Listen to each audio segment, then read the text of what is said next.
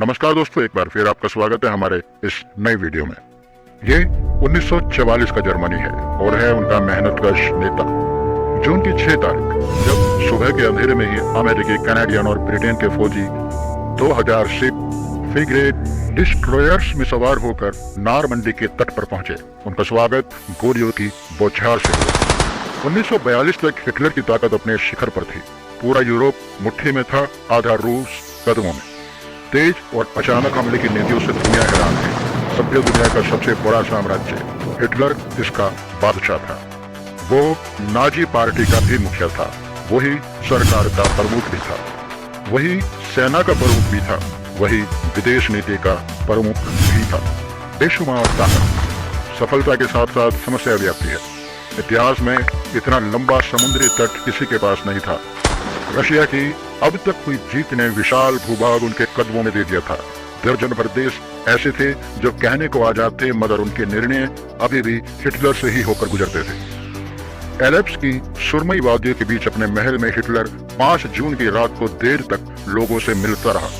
Party politics, कूटनीति और युद्ध के मसलों पर फैसले लेता और देता रहा। उसे नींद की समस्या थी तो रात 3 बजे दवा लेकर वो सोने गया। दूसरी तरफ ठीक इसी समय मित्र राष्ट्रों की सेनाएं शिप्स में चढ़ रही थी। चैन से सोते सर्वशक्तिमान हिटलर के बिस्तर से 1000 किलोमीटर दूर नॉर्मंडी के तट पर मित्र राष्ट्रों की सेना सुबह की पहली रोशनी के साथ पहुंची। उनका स्वागत गोलियों की बौछार से हुआ। रोमेल ने तट की तगड़ी घेराबंदी की थी। बंकर, तोपे, मशीन गन, लैंड माइन्स भी लगवाए थे। तट पर तैनात जर्मनों ने पहले ही घंटे में 10,000 से ज्यादा एलाइड फौजियों को मार गिराया। समुद्र लाशों से भर गया था, लेकिन एलाइड फौजों का आना कम न हुआ। समुद्र 20 के ऊपर से आकर उन्होंने जर्मन्स को काबू में किया। भारी कीमत देकर 12 बजे तक कुछ किलोमीटर समुद्र वो सुरक्षित कर चुके थे। साल भर पहले हिटलर के चीफ ऑफ आर्मी रोमेल ने कुछ पेंजर डिवीजन मांगे थे, मगर हिटलर ने मना कर दिया था। इस वक्त नॉर्मंडी में तत्काल टैंक और एयर कवर की जरूरत थी। रोमेल ने पेरिस में तैनात टैंक रेजिमेंट को नॉर्मंडी तट पर भेजने की इजाजत मांगी, मगर आज्ञा दे कौन? सोते हुए सर्वशक्तिमान को उठाए कौन? यूं तो सुबह 7 बजे ही हमले की खबर हिटलर के महल में पहुंच गई थी, मगर अभी सिचुएशन का पूरा अंदाजा नहीं था। आखिर 10 बजे हिटलर को हिम्मत करके उठाया गया।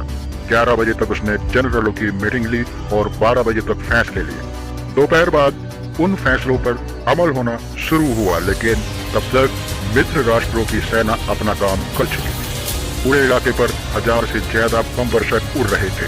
जर्मन टैंक या फौजी निकलकर तट की ओर जाते तो सड़कों पर ही खत्म हो जाते। रात का इंतजार करना पड़ा। साल भर पहले रोमेल ने कहा था, जब कभी हमला होगा पहले 24 घंटे में ही फैसला हो जाएगा।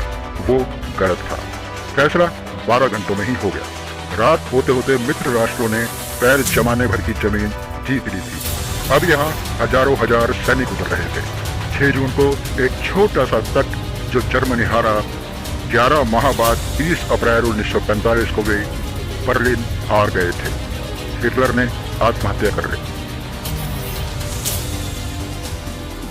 तेज, अति विस्तार और फिर सब कुछ अपनी मुट्ठी में बंद रखना आपको ताकत और महानता का एहसास कराता है, लेकिन अति केंद्रित व्यवस्था में ही स्वयं के विनाश का बारूद छिपा होता है। एक क्षण पहले जो अभिजित दिखता है, अगले ही पल एक मजबूत प्रहार से बिखर जाता है, चकनाचूर हो जाता है। और ऐसी घटनाएं इतिहास में अनेक बार हुई है।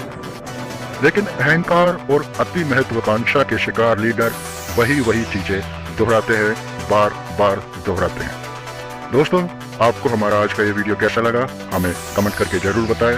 हमारे चैनल को शेयर और सब्सक्राइब अवश्य करें। नमस्कार, जल्द ही फिर मिलेंगे आपसे एक नए वीडियो में। तब तक के लिए जय हिंद।